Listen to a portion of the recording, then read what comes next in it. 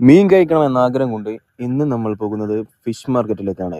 Full ജനത്തിരക്കാണ്, full ആൾക്കാരെല്ലാം full ചുറ്റും കൂടിയിട്ടുണ്ട്. ഇവിടുത്തെ ഏറ്റവും വലിയൊരു ഫിഷ് മാർക്കറ്റാണ്. പല തരത്തിൽ പല ഐറ്റംസ് എല്ലാം കണ്ടിട്ടൊന്നും മനസ്സിലായി. ഇതെല്ലാം ഏത് മീനാണോ?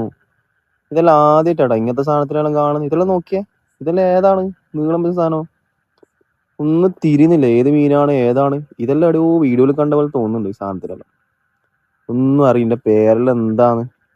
ഓരോന്നും ഇങ്ങനെ പടക്ക് നോക്കിയാ ഫ്രഷ് ആന്നിട്ടാ സാധനം പിടിച്ചിട്ട് അങ്ങനെ ഇട്ടതെന്ന് തോന്നുന്നു. അയാള് തലയെല്ലാം മുറിക്കുന്ന നമ്മുടെ നാട്ടിൽ കത്തി കൊണ്ട് ഇയാള് ചുറ്റി കൊണ്ട് അടിച്ചു പൊട്ടിക്കുകയാണ്. ഓരോ ടൈപ്പ് പിടിച്ചിട്ട് അങ്ങനെ ബക്കറ്റിൽ ഇട്ടിട്ട് നോക്കറാ. ഒറിജിനലാണ് തിരിയിക്കാന്നല്ല, ഫ്രഷ് ആണ് തിരിയിക്കാൻ വേണ്ടിട്ടായിരുന്നു. ഓരോ ഐറ്റംസ് ഓരോന്ന് ഇതെല്ലാം പ്രസവിക്കാനായെല്ലാം പിടിച്ചോണ്ട് വന്നിട്ടിട്ടുണ്ട്. വയറിൽ നോക്കിയാൽ പൊങ്ങിയിട്ട് അതോ ഏതെല്ലാം ടൈപ്പാ നോക്കിയാൽ. ഇവിടുത്തെ മീൻ മുറിക്കൽ കത്തി കൊണ്ടല്ലോ, കത്തിനെ മേലെ വെച്ചൊരു ചുറ്റി കൊണ്ട് അടിക്കും. അങ്ങ് കഷ്ണം കഴിക്കല്. ഓ, സെറ്റപ്പ് പരിപാടി തന്നെ. എജ്ജാതില്ലേ. ഇതെല്ലാം ഏതാകുമ്പോ മീനൊന്നും മനസ്സിലാവുന്നില്ല. ലാസ്റ്റ് നമ്മളെ പുയ്യാപ്പിളിനെയും നമ്മളെ നാട്ടിലത്തെ മത്തി പോലത്തെ ഒരു മീനും കണ്ട്.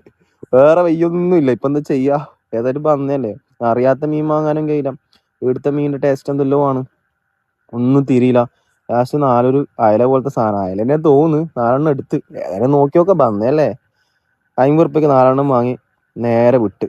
ഇതാണ് നമ്മളെ ഉമ്മാമ്മ. എന്നോട് എപ്പം പറയും, നീ ഇറച്ചി മാത്രം വാങ്ങുമോ, എനിക്ക് മീൻ വാങ്ങിക്കൂടെ. ഞാൻ പറയാം എനിക്ക് മീൻ മുറിക്കാൻ അറിയില്ല. ശരിക്കും പറഞ്ഞാൽ മീൻ മുറിക്കല് ചടുപ്പ് പരിപാടിയാണ്. ഫുള്ള് കയ്യും അടുക്കളയിലെ മൊത്തം നാറും. അതുകൊണ്ട് മീൻ മുറിച്ച് കിട്ടിയാലും അടിപൊളിയാണ്. അപ്പൊ ഉമ്മാമ്മക്ക് ഭയങ്കര സ്നേഹം എന്നോട്. എപ്പം പറയും നീ വാങ്ങിക്കൊണ്ടോ, ഞാൻ മുറിച്ചു തരാം.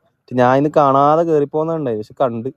പിന്നെ ഏതായാലും ഉമ്മാമ്മ നല്ല ഫ്രഷ് ആക്കി നല്ല മുറിച്ച് സെറ്റാക്കി തന്നു. ഇനി നമ്മളെ കലാപരിപാടി, നമ്മളെ പരിപാടി ജാർ എടുക്കുക. അതിലേക്ക് നമ്മളെ സാധനങ്ങളിൽ ഇട്ട് പച്ചമുളക് വെളുത്തുള്ളി എല്ലാം ഇട്ട് കരിയാപ്പില ഇട്ട് അങ്ങ് ഗ്രൈൻഡ് ചെയ്ത് എടുക്കുക. ഇത് നമ്മളെ സ്പെഷ്യൽ മസാല. ഇതാണ് മക്കളെ സെറ്റ് സാധനം. ഒന്ന് ആക്കി നോക്കിട്ടാ. കുറച്ച് നമ്മളെ മുളക് പൊടി ഇടാം, കുരുമുളക് പൊടിയും കുറച്ചും കൂടി ഇടാം. പിന്നെ നമ്മൾ മഞ്ഞപ്പൊടി അങ്ങ് വെതറി കൊടുക്കുക മൊത്തത്തിൽ. അതിനുശേഷം നമ്മളെ സ്പെഷ്യൽ മസാല അങ്ങ് ഒഴിച്ചു കൊടുക്കുക. അതങ്ങ് ഗ്രൈൻഡ് ചെയ്ത്. എൻ്റെ സ്മെല്ല് തന്നെ വരുമ്പോൾ ഒരു വേറെ തന്നെയാണ് കേട്ടോ. പിന്നെ നാരങ്ങ അങ്ങ് പിഴിഞ്ഞു കൊടുക്കാം. പിന്നെ എല്ലാം കൂടി കൂട്ടി അങ്ങ് മിക്സ് ചെയ്ത്, പിന്നെ ഉപ്പിടാൻ മറന്നു പോയിട്ടാ. ലാസ്റ്റ് ഉപ്പിട്ടത് ഏതായാലും ഉപ്പെല്ലാം ഇട്ട് സെറ്റാക്കി. പിന്നെ നമ്മൾ അങ്ങ് മാറ്റി വെക്കുക സാധനം. കുറച്ച് നേരം 1 മണിക്കൂർ 1.5 മണിക്കൂറിൽ അങ്ങ് വെച്ച് കഴിഞ്ഞാൽ മസാല എല്ലാം മീനിൽ പിടിച്ച് സാധനം സെറ്റാക്കി കിട്ടും.